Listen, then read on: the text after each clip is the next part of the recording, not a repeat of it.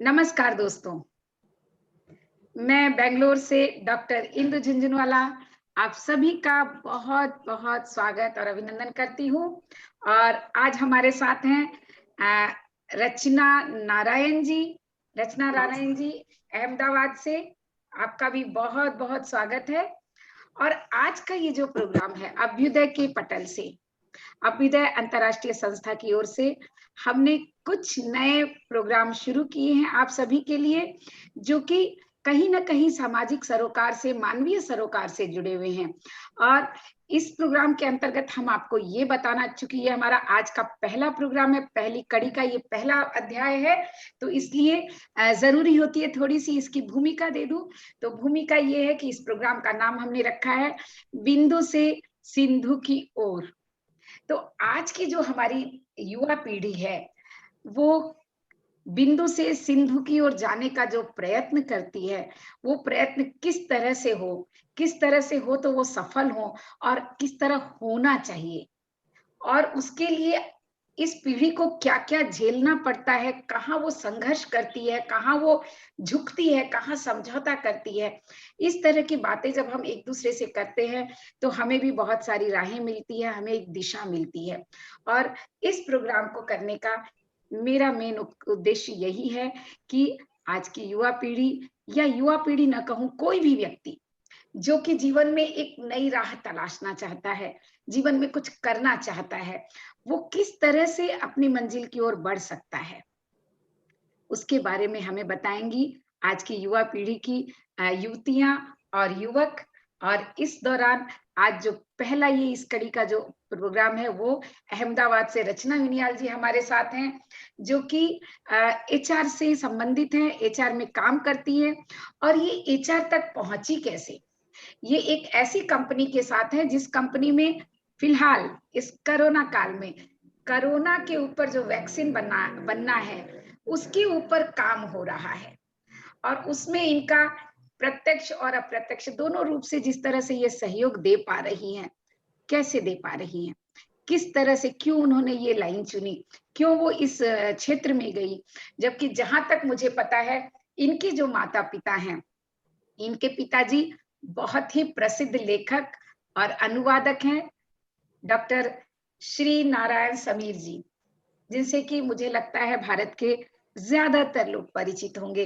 अनुवाद के क्षेत्र में जो उनका कार्य है, वो अपने आप में बेमिसाल है। और उनकी पुत्री एचआर कंपनी में है, और इस तरह से वैक्सीन बनाने के लिए, उसके लिए प्रयत्नशील हैं ये सारे लोग। तो इतना जो, जैसे कि पहले ऐसे मानते थे ना कि भई अ सुनार का बेटा सुनार ही होगा, व्यवसायी का बेटा व्यवसायी ही होगा।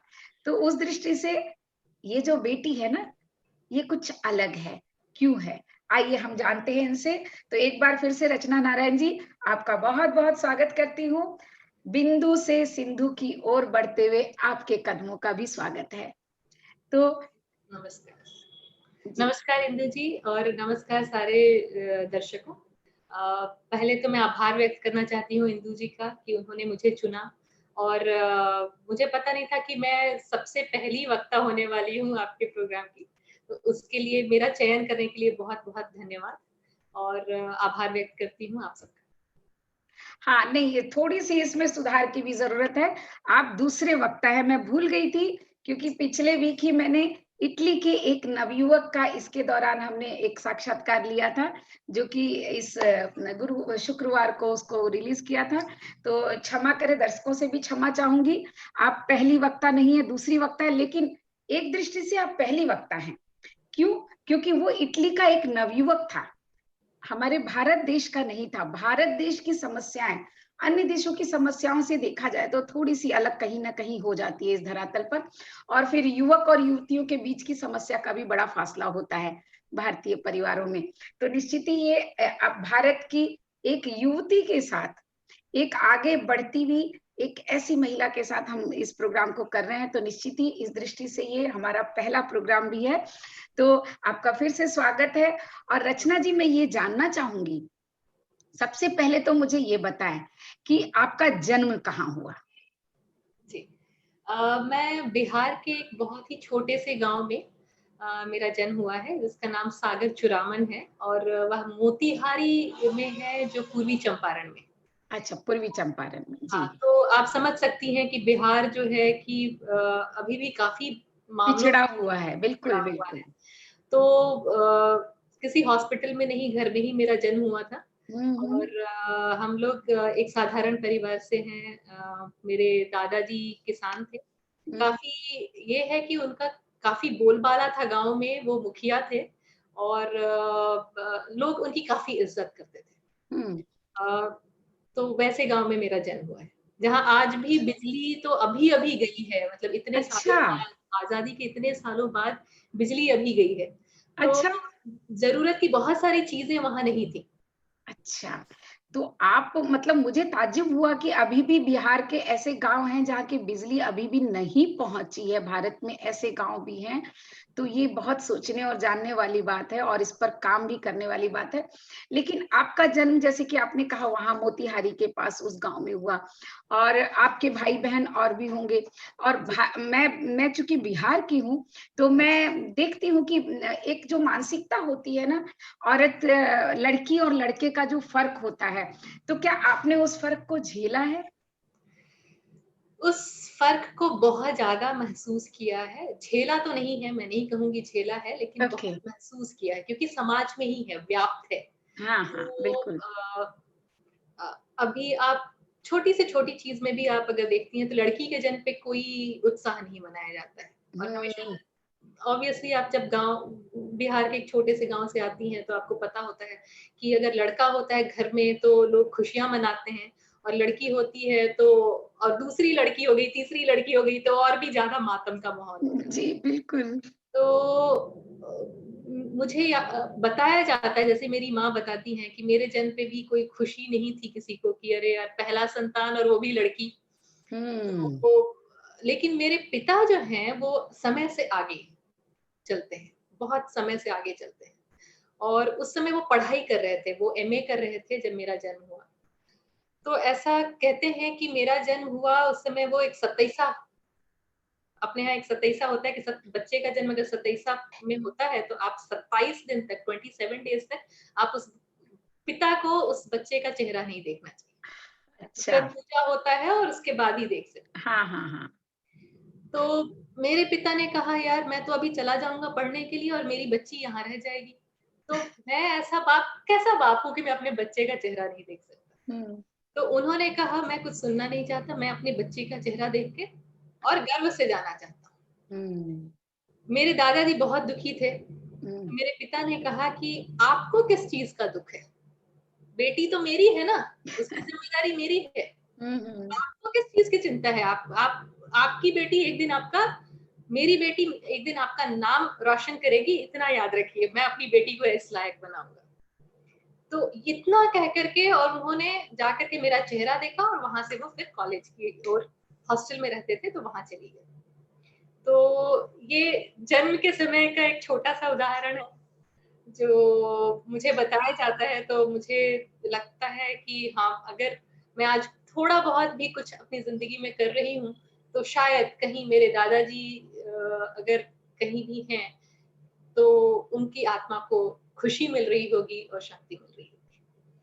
बहुत बहुत बड़ी बात आपने कही और बहुत सुंदर बात भी थी कि आपके पिताजी निश्चित ही समय से आगे रहे हैं क्योंकि उस समय में ये विद्रोह करना कि मुझे देखना है और इतना मन को कठोर भी करना कि कल कुछ होता है तो सारी जिम्मेदारी हमारी हो जाती है उसके बाद भी उनका एक पितृ प्रेम था जो इन सब पर भारी पड़ गया तो ये एक बड़ी बात होती है। लेकिन जैसे-जैसे आप बड़े होते हो, वैसे-वैसे जैसे आप पढ़ना चाहते हो, आप कुछ करना चाहते हो, तो आपके भाई भी होंगे, तो उन सबके साथ आपको कैसा लगता था? मान लीजिए पारिवारिक स्तर पर आपके पिताजी आगे थे, लेकिन सामाजिक स्तर पर और परिवार के और लोग भी थे, तो आपको कैसा लगता था? जी, मैं अगर मेरे पिता 3 भाई थे और 2 बहनें थी उनकी हुँ, और 9 भाई-बहनों के बीच में हम 2 बहनें थी। तो मैं हुँ, बड़ी थी और 3 बहनें थी सॉरी, हुँ, मैं बीच वाली थी। हुँ, और मतलब मैं अपने पूरे चचेरे भाई-बहनों का क्योंकि गाँव में तो सब साथ में रहते थे। तो मैं देखती थी कि घर में भी बहुत ज्यादा डिफरेंसेस हैं। औरतों को डिसीजन लेने का हक नहीं होता है, हर चीज के लिए वो डिपेंडेंट रहती हैं। पति से पूछना है, बड़ों से पूछना है, अपनी जिंदगी की छोटी छोटी, अगर ये चूड़ी भी खरीदनी है तो पूछ के खरीदना है। तो ये सारी चीजें मैं देखती थी। और क्योंकि लड़कियां कम थी घर में, तो इसलिए प्यार तो मुझे काफी मिला, सबने बहुत प्यार दिया। और एक समय आया कि हम जब गांव से शहर चले गए, बहुत छोटी अवस्था में ही हम लोग शहर चले गए, क्योंकि पापा फिर नौकरी में आ गए थे और वो उन्हें हमें धनबाद लेकर के आ गए। तो मेरा भाई था, मेरा छोटा भाई है जो 4 साल छोटा है, और मैं थी। लेकिन मेरे पिता ने कभी ये डिफरेंस नहीं रखा कि मैं अपने बेटे को बहुत अच्छे स्कूल में डालूंगा, मेरी बेटी को मतलब ऐसे शादी करने के लिए पढ़ाऊंगा, क्योंकि उस समय ऐसी मानसिकता थी कि अगर बेटी को पढ़ाना है तो शादी हो जाए, इस लायक पढ़ा देना है। लेकिन उनकी मानसिकता कभी ऐसी नहीं थी। हम लोगों के घर में जो कुछ भी हुआ बराबर हुआ, हमेशा तवज्जो दिया गया मेरी इच्छाओं का भी। और पापा हमेशा ये कहते थे कि तुम्हें जिंदगी में अगर कुछ करना है, खुश रहना है, तो तुम्हें पैसे कमाने होंगे। छोटी से छोटी डिसीजन अगर लेनी है तुम्हें अपनी जिंदगी की, तो तुम्हें आत्मनिर्भर बनना पड़ेगा, क्योंकि अगर आत्मनिर्भर नहीं बनोगी तो तुम्हारी जिंदगी जैसे कि तुम्हारी दादी की थी, जैसे कि तुम्हारी चाचियों की है या माँ की है, वैसी ही रह जाएगी। तुम अपनी जिंदगी में डिसीजन नहीं ले पाओगे, क्योंकि आत्मनिर्भरता आपको वो डिसीजन लेने का एक होता है ना जज्बा, वो प्रदान करता है। तो ये तुम्हारे लिए बहुत जरूरी है। इसलिए उन्होंने वहां के सबसे अच्छे स्कूल में मेरा दाखिला भी कराया, मेरी पढ़ाई पे बहुत ध्यान भी दिया। और बैठ के पढ़ाते तो नहीं थे कोई, लेकिन वो उनके जो भाषण होते थे या उनकी जो बातें होती थी, वही अपने आप में एक प्रेरणा का स्रोत होती थी। तो इस तरह से मुझे घर में कभी भी इस तरह का मतलब कभी झेलने को नहीं मिला। लेकिन हाँ, समाज में बहुत झेलने को मिला, क्योंकि जब हमारे घर के आसपास की औरतें आती थी घर पे, और मैं घर का कोई काम नहीं जानती थी, खाना बनाना नहीं आता था, कपड़े सिलना नहीं आता था, सफाई मम्मी नहीं करने देती थी, बोलती थी बेटा पढ़ाई पे ध्यान दो, अपना जो स्कूल का काम है उससे रिलेटेड जो काम है वो करो। तो वो जब महिलाएं आती थी घर में और वो बोलती थी कि यार आपकी बेटी को कुछ नहीं आता है, मेरी बेटी को तो इतनी सारी चीजें आती हैं, तो ये क्या करेगी, इससे कौन शादी करेगा। क्योंकि मानसिकता ही ऐसी थी कि हम, लड़की का जन्म हुआ है तो शादी करने के लिए हुआ है, बच्चे पालने के लिए हुआ है और घर चलाने के लिए हुआ है। तो सबसे पहले तो 12-13 साल की अवस्था में उसको ये सारी चीजें आ जानी चाहिए, तो ही वो लड़की सफल लड़की है। बिल्कुल। हाँ, तो अब ये सारी चीजें मुझे नहीं आती थी, तो मुझे कहीं ना कहीं कष्ट होता था कि यार जिंदगी आपकी है और आपको हक नहीं है, आपको क्या करना है, आपको अपनी निपुणता किसमें साबित करनी है, इसका हक आपको नहीं है और दूसरे ही डिसाइड कर लेंगे। तो कुछ चीजें जो थी, जो समाज में इतना अंतर विरोध था, वो कष्ट देता था। लेकिन मैं इस मामले में बहुत ही लकी साबित हुई कि मेरे माँ बाप जो थे वो मेरे लिए खड़े थे और वो मेरे प्रेरणा के स्रोत थे। एक बार मुझे याद है कि कुछ अनबन हो गई थी माँ बाप में, और माँ रो रही थी, है ना, वो कुछ छोटी सी, बहुत छोटी ही सी चीज थी, लेकिन वो रो रही थी। और मैं उनके पास जाके बोली कि तुमने जवाब क्यों नहीं दिया इसका, अगर किसी ने तुम्हें ये कुछ बोला है, तुम्हारे पास जवाब तो है, तुमने क्यों नहीं दिया। बट जवाब देना भी नहीं सिखाया जाता है हमारे घर में। लड़कियां कैसे जवाब दे सकती हैं, औरतें कैसे जवाब दे सकती हैं। तो मेरी माँ मतलब इतनी दुखी होके बोलती हैं कि मैं नहीं चाहती कि तुम मेरी जैसी बनो। और वो जो कष्ट है, वो जो आंसू है, मुझे आज भी याद आता है। और आज भी जब मुझे कोई कहता है कि तुम अपना काम छोड़ दो या तुम सिर्फ घर पे या परिवार पे फोकस करो, मैंने कहा मैं इस लायक हूँ कि मैं दोनों संभाल सकती हूँ। लेकिन मैं इसलिए नहीं छोड़ूंगी क्योंकि मैंने अपनी माँ से वादा किया था कि मैं कुछ और बनूंगी, मैं तुम्हारे सपने पूरा करूंगी, मैं सिर्फ और सिर्फ तुम्हारे जैसा एक हाउसवाइफ बन के नहीं रहूंगी, एक गृहिणी बन के नहीं रहूंगी। वो वादा भी मुझे पूरा करना है। और उस वादे के लिए, उस आंसू के लिए मैं नहीं छोड़ूंगी। तो रोंगटे खड़े कुछ कर दिए, ऐसी बात आपने कही कि वास्तव में ये जो है ना, यही यही जो जज्बा है ना, यही बिंदु से सिंधु की ओर लेके जाता है इंसान को, कि अंदर जज्बा होना चाहिए कुछ करने का। और वो जज्बा आप में था, और आपने, आपके पिता ने, आपके परिवार ने आपको वो जज्बा दिया। लेकिन शादी के बाद इस जज्बे का क्या हुआ? कैसे आप इसको हैंडल कर पाएंगे? ये बहुत महत्वपूर्ण प्रश्न है। ऐसा है कि जब आप 24-25 साल आप मेहनत करते हो किसी चीज के लिए, जी, और आपका फोकस इतना ज्यादा, आप फोकस्ड होते हो क्योंकि जी, आप शिक्षा उस तरह से दी गई थी कि हुँ, जिंदगी में कुछ करना है, आपको जी, सिर्फ एक हाउसवाइफ नहीं रहना है, जी, परिवार चलाना है, हुँ, आपको समझौते भी करने हैं, हाँ, लेकिन उसके साथ आपको जिंदगी के अपने मुकाम भी हासिल करने हैं। तो ये बिल्कुल। जज्बा था, वो हुँ, दृष्टिकोण दे दी गई थी। तो ऐसा हुआ कि शादी के बाद मैं गुजरात आ गई, हुँ, और गुजरात में मेरे हस्बैंड की पोस्टिंग उस समय सूरत में थी। हुँ, तो सूरत जो है वो व्यवसाय के मामले में तो बहुत आगे है, लेकिन शिक्षा के मामले में काफ़ी पिछड़ा हुआ था। आज से 15 साल की बात मैं बता रही हूँ हुँ, हुँ, हुँ, कि लोग उतना पढ़ाई पे ध्यान नहीं देते थे। 10वीं पास, 12वीं पास बच्चे ज़्यादातर ऐसे होते थे, जो पढ़ते थे बहुत अच्छा भी पढ़ते थे। हुँ, हुँ, हुँ, तो वहाँ पे मेरे लायक, क्योंकि मैंने एमएससी बायोटेक्नोलॉजी किया था और मैं साइंटिस्ट रह के आई थी, मेरे लायक नौकरी नहीं थी। हुँ, और उस समय जब मैंने कहा कि मैं वापस बैंगलोर आ जाती हूँ, मैं नौकरी ढूँढ लेती हूँ, तो उस समय का समाज बहुत अलग था। बिहार की लड़की, पारिवारिक मजबूरियाँ, तो मुझे कहा गया कि नहीं, आप अपने हस्बैंड को छोड़ के अलग नौकरी नहीं कर सकती। हुँ, मैंने कहा मैं अलग नहीं हो रही हूँ। हुँ, हम, हो सकता है कि मुझे यहाँ कुछ मिल जाए या मेरे हस्बैंड को कुछ मिल जाए तो हम वापस एक हुँ। जगह हो जाएँगे। लेकिन अभी मेरे नौकरी के पास, लिए वो तैयार थे न, मतलब नौकरी करो उसके लिए मान गए थे? मान गए थे।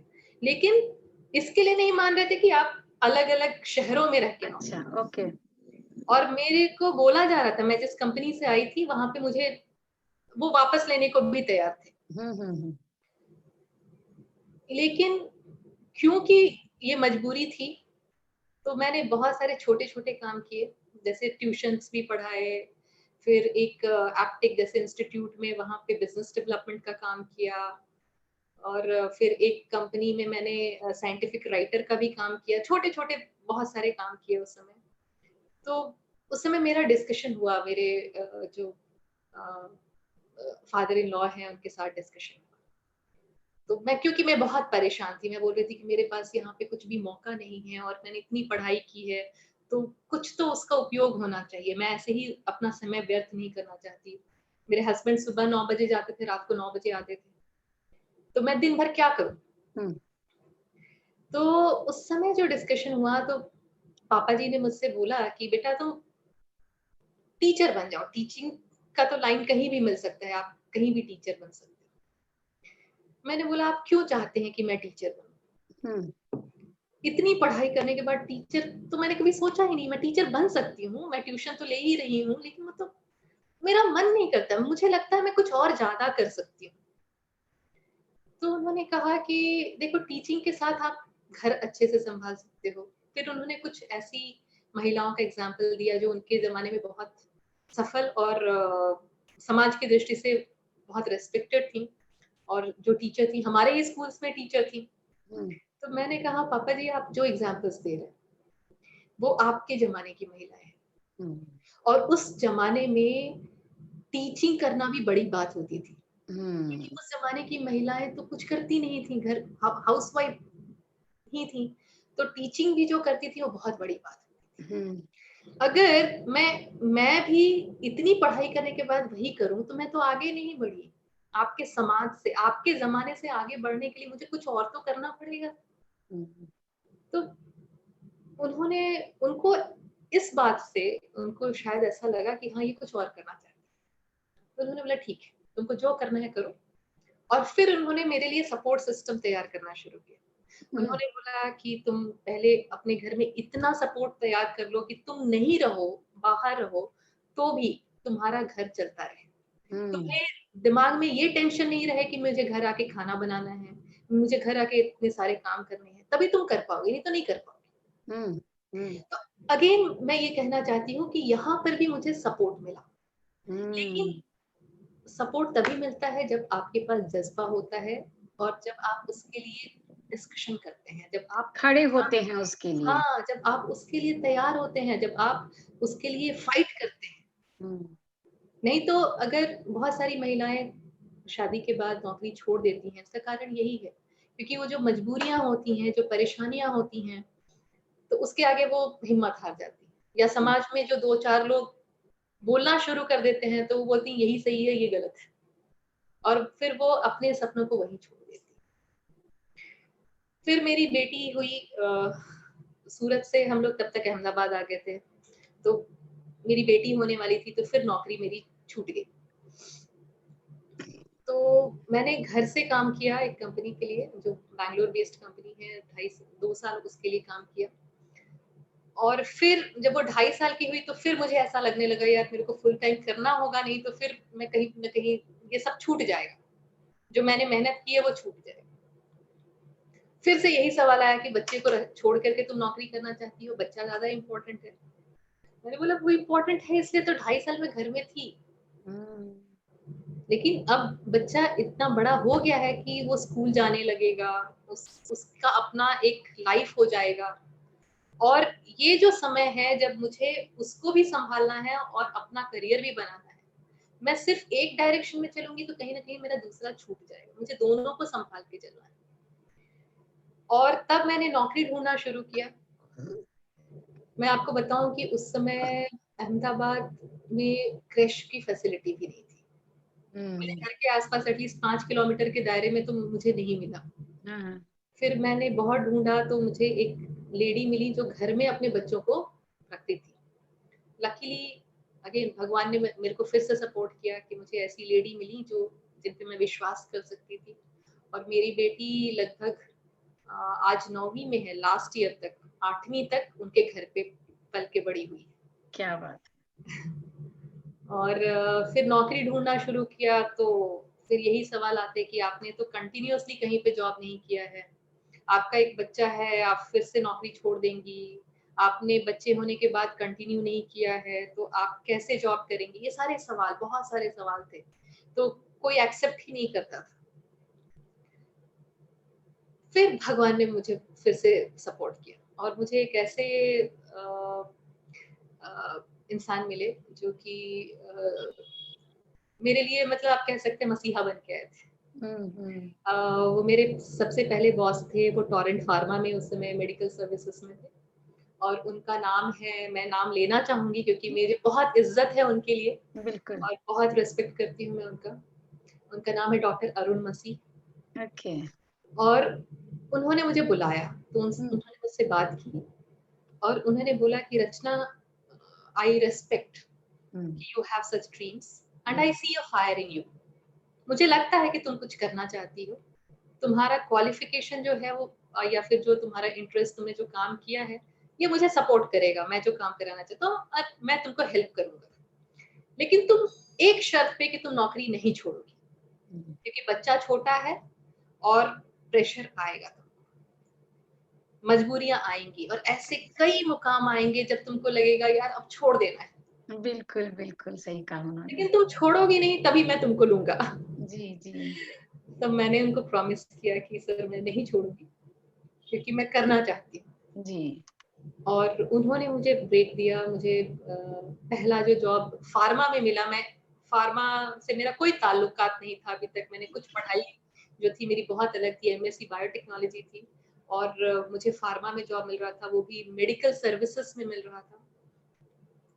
तो उन्होंने मुझे सबसे पहले ब्रेक दिया और सिखाया मुझे उंगली पकड़ के जैसे बच्चे को सिखाते हैं। मेरे कलीग्स बहुत सपोर्टिव थे, उन सब ने मतलब बहुत हेल्प किया, जिसके कारण मैंने मेहनत की और फिर मैं आगे बढ़ती गई, फिर रास्ते खुलते गए। मैंने कभी सोचा नहीं था कि मैं फार्मा में काम करूंगी, लेकिन एक के बाद एक मैंने कोशिश, जो भी मेरे सामने जैसे जैसे आता गया मैंने उसको करना शुरू कर दिया और फिर धीरे धीरे रास्ते खुलते गए। तो आपका सपना क्या था, जो अभी अभी आपने बात की ना कि आपका एक कोई बड़ा सपना है, अच्छा सपना है, जो चमक आपके चेहरे पर उन्होंने देखी आपके बॉस ने, अरुण जी ने देखी, तो वो सपना क्या था और उस सपने के लिए आपने क्या किया?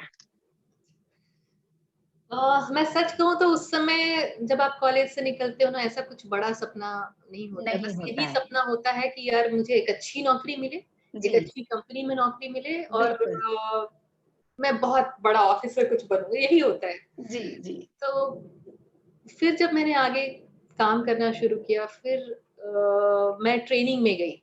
हाँ। क्योंकि मेडिकल मैंने कोई डॉक्टर में थी नहीं हुँ, और हुँ। मेडिकल में डॉक्टर का होना बहुत ज़रूरी है। जी। और काम करते-करते मुझे ऐसा लगा कि मैं ट्रेनिंग बहुत अच्छा करती हूँ, क्योंकि एक हुँ, हुँ। एक मेरा पार्ट ऑफ रोल ये भी था कि मैं लोगों को ट्रेनिंग देती थी, हमारे मेडिकल रिप्रेजेंटेटिव्स को। हुँ, तो सभी मेरी बड़ी तारीफ़ करते थे, बोलते थे कि बहुत नेचुरल तरीके से तुम ट्रेनिंग देती हो और लोगों को बहुत समझ में आता है तुम जो देती हो। जी। और लड़के भी फील्ड से फ़ोन करके बताते थे सब। तो मुझे लगा कि ये एक रोल है जो मैं अच्छा कर सकती हूँ और इसमें मुझे आगे बढ़ना चाहिए। हुँ।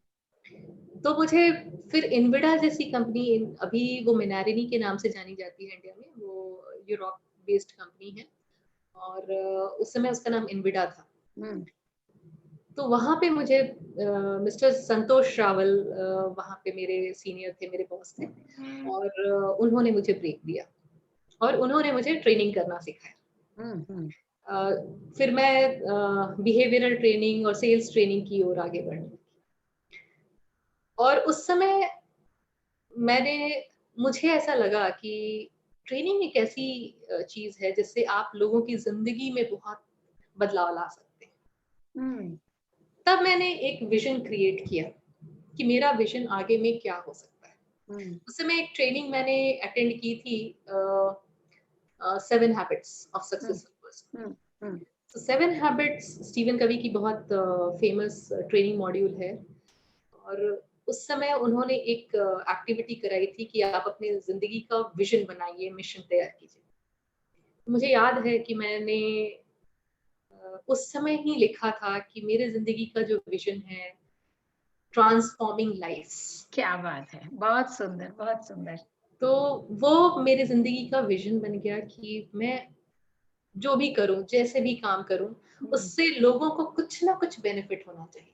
उनकी हुँ। ज़िंदगी में बदलाव आना चाहिए, उनकी ज़िंदगी में तरक्की होनी चाहिए, उनको अगर आभास हो या किसी भी तरीके से उनकी ज़िंदगी बेहतर बनती है, तो दैट इज़ माय विज़न। तो उसको आपने कैसे किया? क्या आपको पता था कि मैं किस तरह ट्रांसफ़ॉर्म कर सकती हूँ लोगों की लाइफ़? हाँ, तो उस समय ट्रेनिंग एक ज़रिया था मेरे पास। हाँ। तो मैंने यही सोचा कि जो मैं ट्रेनिंग देती हूँ, उसमें कैसे उनको आगे बढ़ना है हुँ। और फिर सेल्स ट्रेनिंग से मैं बिहेवियरल ट्रेनिंग की ओर भी बढ़ना चाहती थी। तो मैं आगे बहुत कुछ पढ़ती गई और वो एग्जाम्पल्स, वो कोट्स और जिनको जहाँ भी प्रॉब्लम्स आते थे, तो उनको हेल्प करना, वो हुँ। प्रॉब्लम सॉल्व करना। फील्ड में लड़के जब काम करते हैं मेडिकल रिप्रेजेंटेटिव्स, तो बहुत सारे इश्यूज आते हैं, वो डॉक्टर से को हैंडल नहीं कर पाते हैं या सिचुएशंस ऐसे होते हैं जहाँ पे उनको हर दिन लगता है कि यार मेरे को छोड़ देना चाहिए। हुँ। और सेल्स जो है, it is a business of rejection. Hmm. Every day out of 10 you get 8 rejections. 8 bar doctor ना बोलता है, आपका कस्टमर ना बोलता है और दो एक आध बार ही होता है जब आपको हाँ जी, बोला जाता है, वो जी, डॉक्टर खुशी से आपसे मिलता है। जी। तो वहां पे फिर हमने वहां से मैं जाइडस में आई। हुँ। मैं एरिस में थोड़े दिन के लिए थी और एरिस लाइफ साइंसेज से फिर मैं जाइडस में आई। तो जाइडस में हमारा एक मॉड्यूल था, हुँ। जो हम सबसे सुबह-सुबह में ट्रेनिंग स्टार्ट करते हुए एक एटीट्यूड बिल्डिंग का हमारा एक प्रोग्राम था, जो हम बायोग्राफिकल नरेशन एक किसी भी सक्सेसफुल पर्सन का हम देते थे। मैं सच कहूँ कि लड़कों को तो बेनिफिट हुआ ही उससे, लेकिन मुझे पर्सनली अपनी ज़िंदगी में काफ़ी बेनिफिट हुआ वो नरेशंस लोगों को पढ़ा-पढ़ा करके। हुँ। अ, जब मैंने अ, बिल गेट्स की लाइफ जीवनी पढ़ी या फिर मैंने किरण बेदी की जीवनी पढ़ी, क्योंकि लोगों को पढ़ाने के लिए हम पढ़ते थे। तो वहां पे मैंने देखे कि हर किसी के लाइफ में बहुत सारे फेलियर्स हैं, हुँ।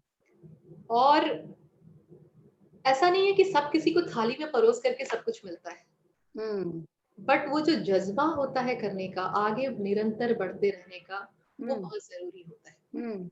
ना तो मिलेगा ही लाइफ में, आप कुछ भी करना चाहोगे तो 10 ना मिलेगा और 2 ही, 1 या 2 ही हाँ मिलेगा। बहुत लेकिन सही। वो इस 1 या 2 हाँ की तलाश में ही आपको आगे बढ़ते रहना है। ओके। रॉबर्ट फ्रॉस्ट की एक कविता है, रोड नॉट टेकन। हम्म। आपने पढ़ा है तो बहुत बहुत फेमस कविता है और बहुत अच्छा उससे अच्छी सीख मिलती है। उन्होंने इस कविता में लिखा है कि जिंदगी में हमेशा 2 रास्ते मिलेंगे और आपको चूज करना पड़ेगा कि कौन से रास्ते पे आपको चलना है। जब आप उस रास्ते पे चलेंगे तो हमेशा आपको ऐसा लगेगा कि यार पीछे वाला रास्ता शायद छूट गया, वो ज्यादा अच्छा था, और आपको मन करेगा कि पीछे आ जाए, लेकिन एक बार आप आगे बढ़ गए तो पीछे के रास्ते पे आप नहीं आ सकते और आपको अफसोस नहीं होना चाहिए। और आपकी जिंदगी में आप जो भी हासिल करोगे तो जिस रास्ते को आपने चुना है उसी रास्ते के बेसिस पे आप हासिल करने वाले। तो लाइफ में हमेशा चॉइसेस आते हैं और आपको वो चूज करके आगे बढ़ना है। उसी तरह से मेरे लाइफ में भी एक बार चॉइस आया और मुझे ऐसा लगा कि मुझे ट्रेनिंग तो मैंने बहुत कर लिया, बट कहीं ना कहीं ट्रेनिंग से मैं वो जो विजन है मेरे लाइफ का, मेरा पर्सनल गोल्स और प्रोफेशनल गोल्स दोनों में अचीव नहीं कर पा रही। तो मुझे ऐसा लगा कि मेरे को एचआर में जाना चाहिए। आपने एक सवाल किया कि आप एचआर में कैसे आई, तो इसका जवाब यहाँ है जी जी कि जब मैं वो गोल्स नहीं अचीव कर पा रही थी और रिजेक्शंस बहुत मिल रहे थे, ऐसा लग रहा था कि यार हम काम तो कर रहे हैं लेकिन उसको कहीं ना कहीं वो महत्व नहीं दिया जाता है जो कि मिलना चाहिए जी। और तब मुझे लगा कि मुझे एचआर में जाना चाहिए, क्योंकि जब आप खुद ही डिसीजन मेकर आप बनोगे, जब आप सिचुएशंस के हिसाब से आप जब डिसीजन लोगे, तब शायद आप ज्यादा ट्रांसफॉर्म कर सकते हो किसी भी चीज को। क्योंकि जब आप ट्रेनिंग देते हो तो कई बार ऐसा होता है कि ट्रेनिंग क्लासरूम के अंदर ही रह जाता है। हम मेडिकल रिप्रेजेंटेटिव्स को सिखाते थे कि यार आपको इस तरीके से कॉल को ले जाना है, आपको डॉक्टर से ऐसे बात करनी है, लेकिन जैसे ही वो लड़का फील्ड में जाता था वहां पे उसका मैनेजर बोलता था यार आपने जो सीखा वो ठीक है लेकिन फील्ड बहुत अलग है, अभी आपको वो सीख को भी आप याद रखिए बट अभी आपको सिचुएशन के बेस पे काम करना है। तो वहां पे लड़के जो है सिचुएशन के आगे दम तोड़ देते थे, वो सीख जो है ना कहीं पीछे छूट जाती थी। ओके। राइट। तो मुझे ऐसा लगा कि जब मैं एचआर में आऊंगी तो सिर्फ ट्रेनिंग आखिर में लोगों को कैसे देनी है और क्या देनी है, बिहेवियरल वो मैं डिसाइड कर सकती हूँ, क्योंकि मुझे पता होना चाहिए कि किसके क्या प्रॉब्लम्स हैं। सही बात है। इसका जो नव्स है वो आप एचआर में ही आके समझ सकते हो। अच्छा। तो मुझे ऐसा लगा और इसलिए, और मेरे पर्सनल गोल्स भी अचीव नहीं होते, दोनों चीजें थी जहाँ मैं परेशान हो गई। और तब मुझे लगा कि मुझे एचआर में आना पड़ेगा और उस समय मैंने डिसाइड किया कि मैं एचआर में आऊंगी। अगेन वो भी इतना आसान नहीं होता है। आप सोच लो कि आपको एचआर में जाना है तो रास्ते तो होने चाहिए पहले। रास्ते ही नहीं रहेंगे तो आप कहाँ से जाएंगे? बिल्कुल। तो मैंने लोगों से बात करना शुरू किया और फिर मैंने अपने करियर पाथ को भी सोचना शुरू किया कि यार एचआर में जाने के लिए मुझे क्या करना होगा, मेरे पास तो डिग्री ही नहीं है, लोग क्यों एक्सेप्ट करेंगे मुझे एचआर में। जी। तो फिर उसके लिए भी मैंने रिसर्च किया और तब मुझे लगा कि मुझे किसी अच्छे इंस्टीट्यूट से करना चाहिए ताकि मुझे विजन मिल सके, मेरे पास एक कंपनी हो सके जहाँ पे मैं डिस्कशन कर सकूं। और फिर मैंने एक्सेलआरआई से एचआर मैनेजमेंट का कोर्स किया 1 साल का। My God. ओके। तो मैं थैंकफुली लास्ट ईयर मेरी पढ़ाई खत्म हुई और कंपनी ने भी मेरे को मौका दिया, तो मैं बहुत शुक्रगुजार हूँ कंपनी का, जाइडस कैडिला का और मेरे कलीग्स का कि जिन्होंने एक्सेप्ट किया, क्योंकि मैं एचआर से नहीं थी। तो एक्सेप्टेंस भी बहुत मुश्किल होता है समाज में, क्योंकि पहले ही रिजेक्शन आता है कि यार ये तो एचआर से नहीं है, ये क्यों आई है हमारी फ्रेटर्निटी में। लेकिन आप में एक चीज मैंने देखी कि आपने रिजेक्शन को बहुत पॉजिटिवली लिया है पूरी लाइफ में। अलग अलग स्टेज पे आप आगे बढ़ती गई हैं, आपको जो मिला है और जो आपको चाहिए, उन दोनों के बीच में बड़ी दूरियां थी।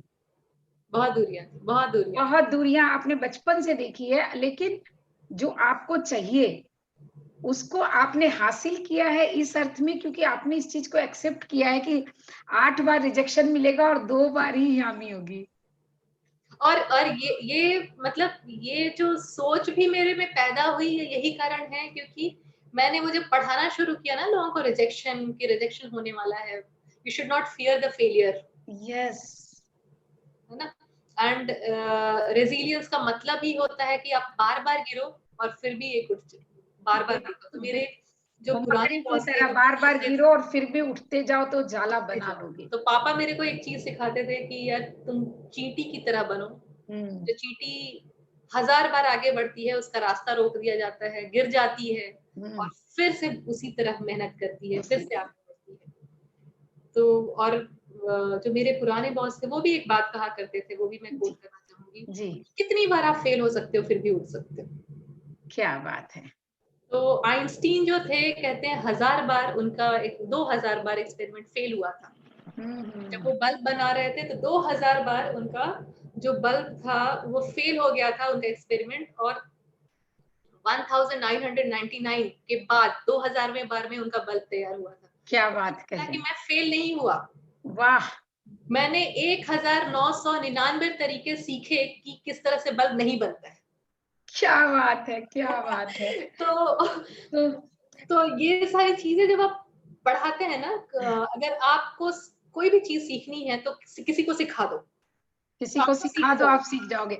ये तो बिल्कुल मेरी थ्योरी में भी बिल्कुल फिट बैठता है, क्योंकि जब मैं क्लास में बच्चों को पढ़ाती, मैं पढ़ाती भी इसीलिए हूँ, क्योंकि जब मैं पढ़ाती हूँ तो मुझे लगता है मैं ज्यादा पढ़ रही हूँ। जी जी जी, हम ज्यादा सीखते हैं जब हम किसी को कुछ सिखाते हैं, और खुद से सीखते हैं तब उतना नहीं सीखते हैं, जब किसी को सिखाते समय सीखते हैं। तो ये बहुत सुंदर बात आपने कही। तो बड़ी सुंदर सी ये चर्चा जा रही है, और मुझे लगता है कि आपकी सबसे महत्वपूर्ण बात ये है जीवन में कि आप कितनी बार फेल होते हो वो महत्वपूर्ण नहीं है, आप फेलियर होने के बाद भी आगे बढ़ते हो, ये महत्वपूर्ण होता है। बहुत महत्वपूर्ण। तो किसी को भी फेल होने से डरना नहीं है। और बड़ा सुंदर आपने आइंस्टीन का उदाहरण दिया कि 199, सॉरी मैंने आइंस्टीन कहा, एडिसन ने सॉरी एडिशन ने बल्ब बनाया था। मैं भी वही सोच रही थी कि आइंस्टीन आप कैसे बोले, सॉरी नहीं गलती हो गई, थॉमस अल्वा एडिसन ने ऐसा बोला था कि बल्ब नहीं बनाया। तो एडिसन ने जो 199 टाइम वो फेल हुआ, पहली बात तो 1999 टाइम्स ही फेल्ड, लेकिन वो जब शुरुआती दौर में तो उन्हें फेल ही लगा होगा कि मैं फेल हो रहा हूँ, लेकिन जब 2000 टाइम पर जब वो बन गया तब उन्हें समझ में आया कि आई लर्न कि कैसे नहीं बनाना है, या उसमें क्या क्या लूप होल रह जाते हैं तो वो नहीं बन पाता है। तो कभी भी हम जब फेलियर होते हैं तो वो हमारे लिए एक लेसन होता है। वो ये नहीं होता है कि आप डिप्रेशन में चले जाओ या उस रास्ते को छोड़ दो। You have to go ahead always. ये आपने अपने जीवन में सीखा है, मैं देख रही हूँ। और बहुत अच्छा कहा आपने कि एक्चुअली जब बच्चे स्कूल से निकलते हैं तो उनका एक ही गोल होता है कि कोई अच्छी नौकरी मिल जाए, बॉस बन जाए, बस अच्छा कमाने लगे। लेकिन जैसे जैसे हम बड़े होते हैं हमारा विजन क्लियर होता है कि हम वास्तव में लाइफ से क्या चाहते हैं। तो पैसे के साथ साथ हमारा एक और विजन होता है जो हमको सेटिस्फाई करता है मेंटली, और वो विजन आपका बना ट्रांसफॉर्मिंग लाइफ का। बहुत सुंदर विजन बना, और उस विजन के लिए आपने फिर से एक नई ट्रेनिंग, एक नया क्लास और एक नया कोर्स किया शादी के इतने सालों बाद, और उसमें सफल हुई। और फिर वो रिजेक्शन की बात कि भाई ये एचआर से कहाँ आ गई, ये तो एचआर वाली लड़की नहीं है। तो एचआर वालों को लगेगा ये यार ये तो हमारे ऊपर आ गई है, गड़बड़ हो गई है। लेकिन उस रिजेक्शन को भी आपने कहीं ना कहीं बहुत पॉजिटिव लिया। और आप जो कहती है ना बार बार कि मैं लकी थी, मुझे अच्छा मिला, मेरे माँ बाप अच्छे मिले, सास ससुर अच्छे मिले, और फिर आप बोलते कुलीग अच्छे मिले और लोग अच्छे मिले। हाँ, लोग अच्छे मिले। नहीं, ये नहीं है, आप अकेले कुछ हासिल नहीं, लेकिन ये सच नहीं है। मैं आपको बताऊं, लोग अच्छे नहीं थे, आपने चीजों को पॉजिटिव लिया। ये आपकी सकारात्मकता है। जब जब कोई व्यक्ति ये कहता है ना कि मुझे जो मिला अच्छा मिला, अच्छे लोग मिले, ये पॉसिबल ही नहीं हो सकता है। आपके देखिए, दिल हर में तरह के लोग हर जगह मिलेंगे। मिलेंगे। हमेशा आपको तरह-तरह के लोग मिलेंगे। आपको कभी ऐसा नहीं हो सकता कि सारे आपके सपोर्ट में ही खड़े हो जाएँ। हो ही नहीं सपोर्ट सकता। किसी को कोई भी सपोर्ट में 100% लोग खड़े नहीं होते हैं। हाँ, तो ये और बात भी सबको ध्यान रखना है कि इनको अगर पॉजिटिव लगता है तो उन्होंने पॉजिटिव लिया है। कोई दूसरी चीज़ बात पॉ कि जब आपके अंदर इतना जज़्बा होता है, तो बहुत सारे लोग तो उससे ही घबरा जाते हैं कि यार बिल्कुल। क्यों इसे? क्यों व्हाई इसे शी? Yes, yes. लेकिन हाँ, तो उस समय बिल्कुल, भी बहुत सारे लोग घबरा जाते हैं या आपको बहुत सारे नेगेटिव फोर्सेस पुल भी करेंगे नीचे। बिल्कुल, बिल्कुल। लेकिन अपने आप को इतना पॉजिटिव रखना है, अपनी जी, सोच इतनी पॉजिटिव रखनी है कि वो नेगेटिविटी होते हुए भी वो आपका कुछ बिगाड़ नहीं सकती है, अगर आपका दृष्टिकोण एकदम क्लियर है।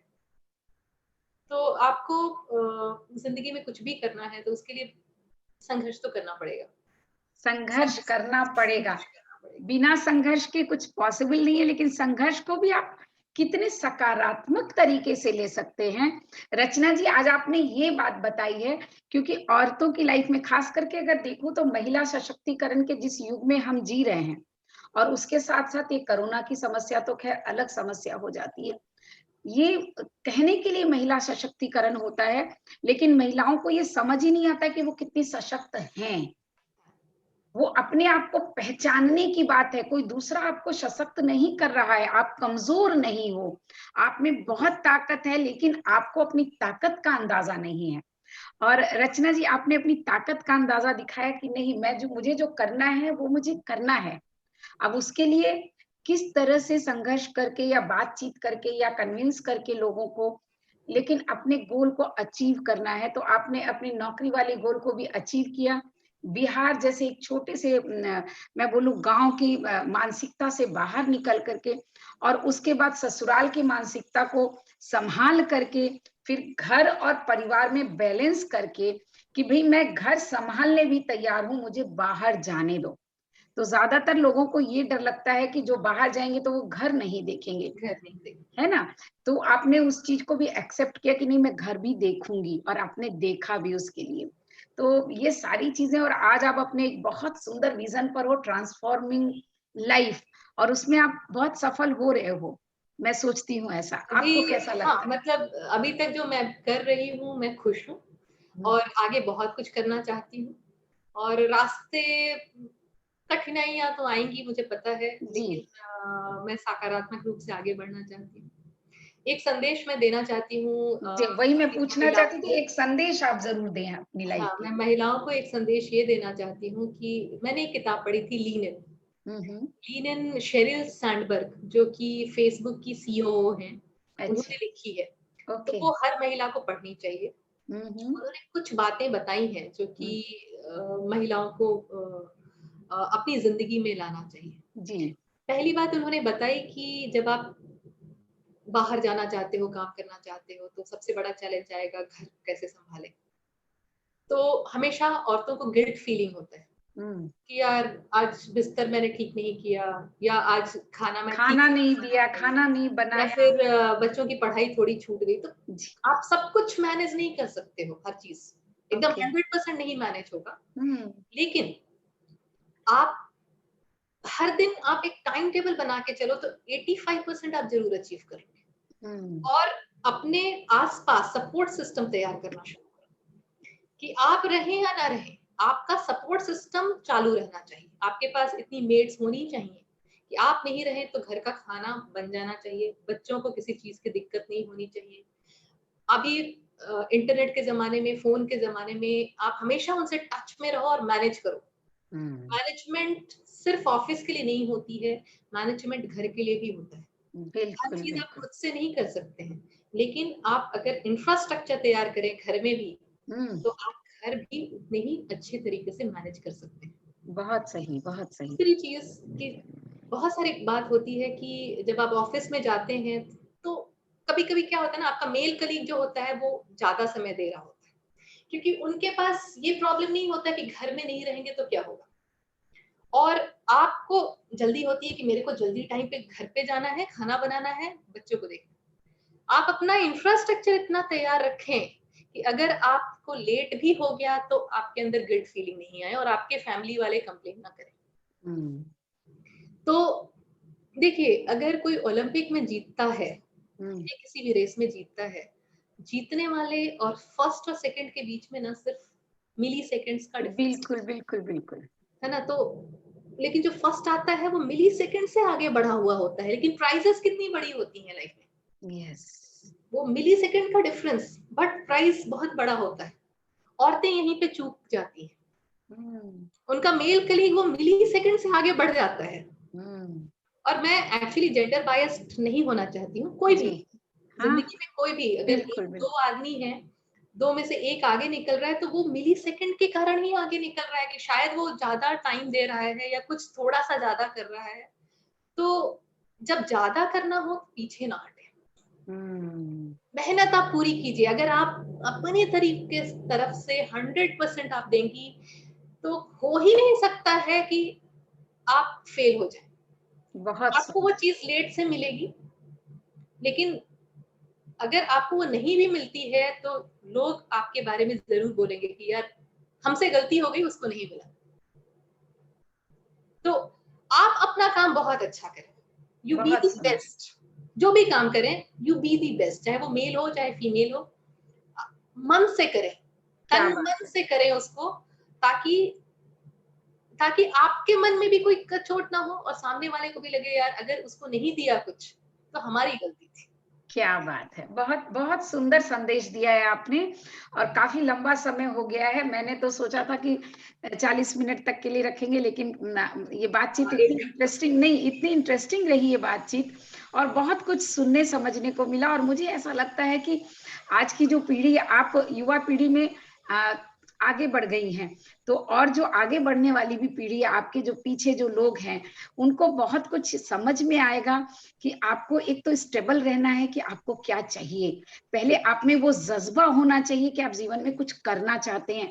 ऐसा नहीं कि किसी ने कहा अरे तुम्हारी तो तुम बनी ही इसीलिए हो कि खाना बनाओ और घर संभालो, तो तुम्हें भी लगे अरे यार पढ़ लिया तो ठीक है ना। अभी भी लोग मुझे कहते हैं कि तुम तो ट्रेनिंग के लिए ही बनी हुई हो। मैं कॉर्पोरेट लाइफ में भी बोलूंगी, मैं एचआर में आए हुए मुझे लगभग 2 साल होने को है, लेकिन अब क्या पुराने जो भी लोग हैं जो मेरे को ट्रेनिंग के कारण जानते हैं, तुम एचआर में क्यों आई, तुम तो ट्रेनिंग के लिए ही बनी हुई हो, तुम कविता लिखती हो, तुम्हारे अंदर अरे आपकी कविता से याद आया कि आपकी कविता भी सुनने का मेरा बहुत मन था और मैं भूल गई, क्योंकि आप कविता भी बहुत सुंदर लिखती हैं। तो एक जल्दी से एक फटाफट आपकी कविता सुन लेते हैं पहले। कविता का प्रसंग तो ऐसे ही निकल गया था जी, तो मुझे याद भी। अच्छा, एक कविता मैं आपको लास्ट में सुना देती हूँ जो मैंने अभी हाल में लिखा है। कविता का शीर्षक है सवाल और जवाब। सवाल